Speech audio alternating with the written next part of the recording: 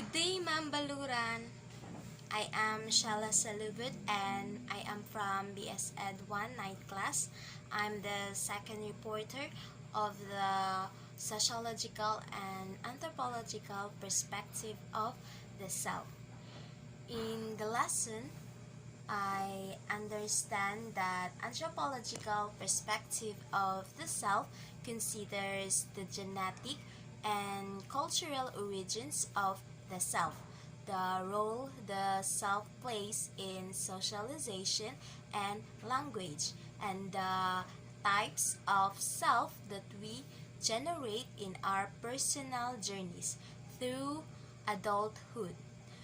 Other awareness is a relatively early evolutionary development that exists across the primate clade and beyond. But self-awareness is the product of a shared social pattern that only humans seem to do.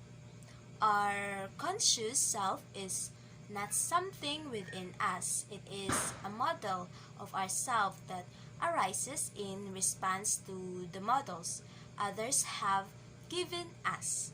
It's internally generated models, and the only non-model, the actual self, is completely hidden from conscious awareness. We rely on others to tell us who we are and even let us know that we are a self, an individual.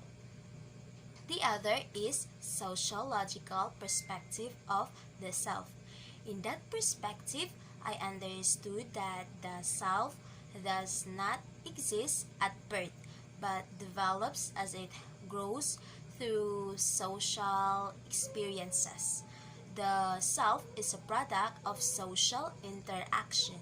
It represents related to the basic concept the self does not exist at birth and is not trait derived from our parents or ancestors, but it is a product of social interaction. I believe I have developed my traits through my interactions with those around me, such as my friends and family. In conclusion, sociology and anthropology combine scientific and humanistic perspectives in social studies. Areas studied by sociologists and anthropologists include culture, socialization, bias, inequality, health and disease, family patterns, social change, and race and ethnic relations.